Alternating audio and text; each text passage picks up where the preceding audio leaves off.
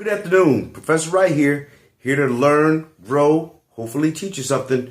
Hey, I had a little bit of information. I got some insight on Aretha Franklin's situation. And this is basically about Aretha Franklin's financial situation when she passed. And what we're going to talk about today is how you could prevent that from happening, as well as basically what it is. And it didn't just happen to her. It happened to Marilyn Monroe, Michael Jackson, Prince, James Brown. Okay, those are the ones I know for certain.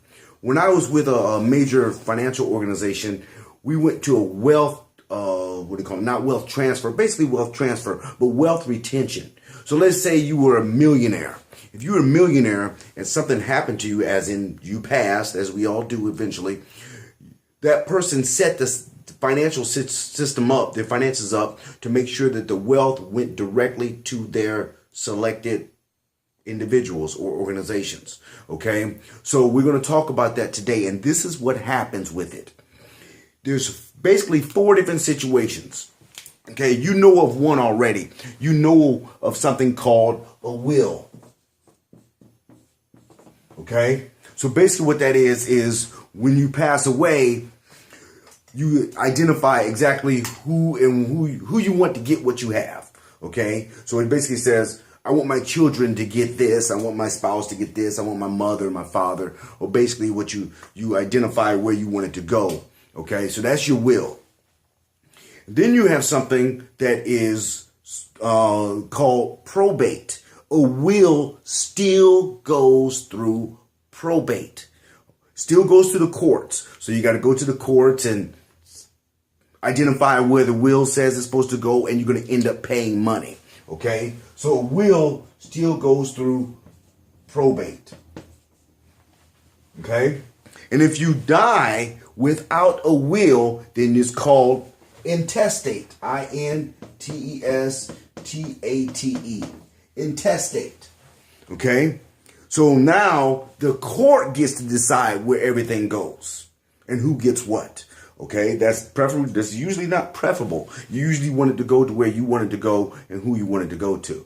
Okay, so that's the situations. The will still goes through probate, and if you pass away without a will, then it goes to intestate. It goes to the court, and they go by the state laws or the regional laws and says, well, your parents get this, your children get this, this person's first, this person's second. They have that all right already identified. Okay, so this is what happens. Or you can do like the wealthy do, and that is a trust.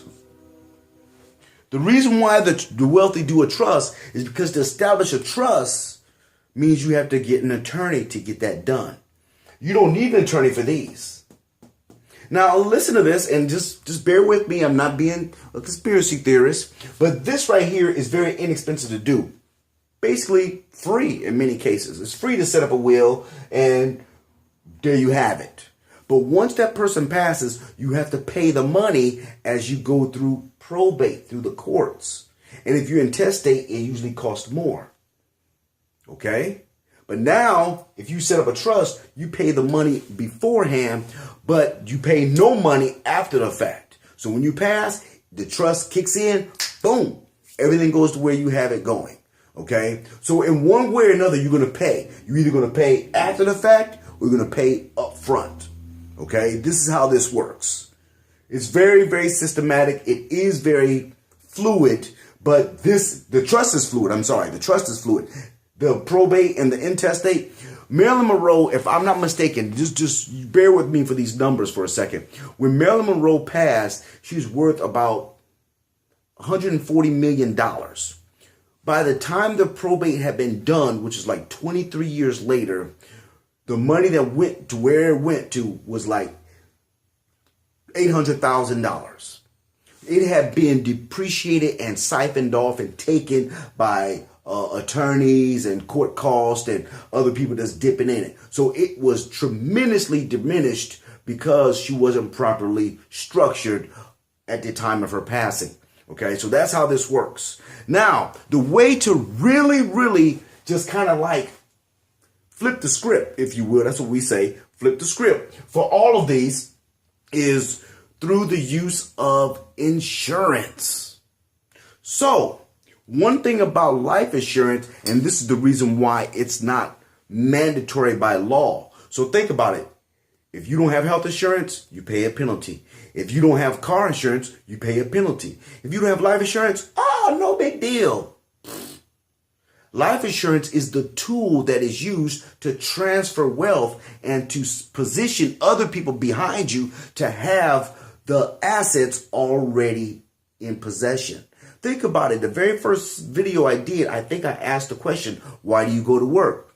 To make money and to pay bills. And I said, not so much. Most answers I get, people want to accumulate wealth. They want to accumulate it. So literally, if you've worked your life, you pass away, unfortunately or fortunately, depends on how you look at it.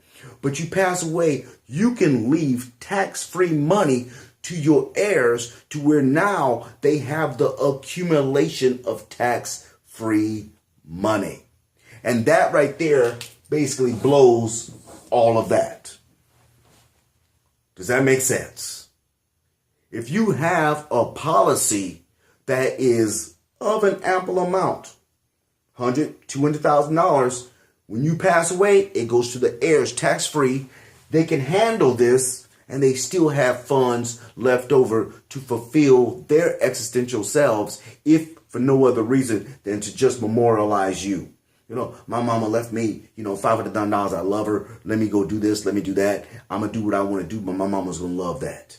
You see, that's basically what you can do with the proper insurance, life insurance, and the proper amount of sufficient life insurance. Okay, so this is how this works.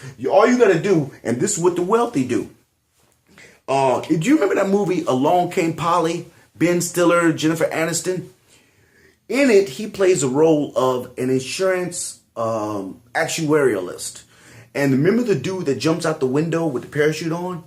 He was checking up that dude to find out the level of risk so he can establish the proper amount of premium for this wealthy dude who kept taking these risks. That's an insurance actuarialist trying to figure out exactly what the level of risk is. So I can say, okay, you want to buy $15 million of insurance. You're worth $50 million. How much will this insurance be? That's basically what this says. Most people have a COI, and that's cost of insurance within your premium. It's called a COI, cost of insurance. That's very normal, okay? So you use height, weight, age, health, things like that. Those are all factors, and depending on them, you can have a premium policy or rated policy. Rated 1, 2, or 3. Why? Unfortunately, someone may be overweight, diabetes, SARS, West Nile, bird flu, Zika, whatever, bird flu, swine flu. They can have whatever, and that will raise their premium because their likelihood of passing is greater than someone who's of that class or that characteristic or that demographic. Okay, so now what this dude did on Along Came Polly is that he was buying the insurance to establish the funds for the trust that he was trying to establish to transfer his wealth without going through these. That's what that is. So imagine right now, you're 24 years old, 44 years old, your wealth, we could do a net worth statement. We can do one. Text me, email me, make some comments. You want to find out how to do a net worth statement? We can do that. But basically, you're worth about $50,000. Okay? And that's after all your assets and liabilities and what you owe and what you own and things like that. Okay. 45 years old, good health, nothing bad, just regular premium. You buy $200,000 worth of insurance. It may cost you $60. That's term life. Okay, so now you buy a 30-year level term life policy, $60. Unfortunately, you pass away, the family gets $200,000 tax-free. Enough for a good procession for you. You know, the mama, I love daddy, I love auntie, whatever. We have that. And then we have enough to close everything out on your books. And then we have enough to proceed with our lives to go ahead and manifest our agendas, our purposes, our callings. You see, and it's tax-free. Life insurance is the only lump sum of money that is tax-free. Okay, the lottery is not tax-free. Lawsuits that you win are not tax-free. All of those things they pull money out of. Life insurance is the only one. Okay, So if you were to structure this right here, you could do a will with life insurance. Great deal. Okay? You could do a will, correction, you could do life insurance and be intestate. Great deal. If you were to structure a trust with life insurance, that's a better deal. You may not need this right now. But remember, I'm talking about at least, assisting you to get to where your wealth requires a trust. I would love that for everybody. You got so much money, you need to have a trust. Okay, but until then, just buy a large amount of life insurance that you can afford.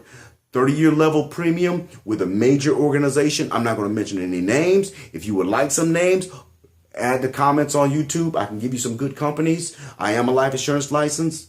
I've been doing it since, 1998. I know how to do it.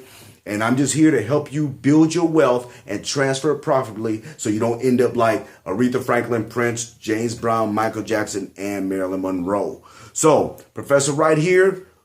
Be, know, do more. Talk to you next time.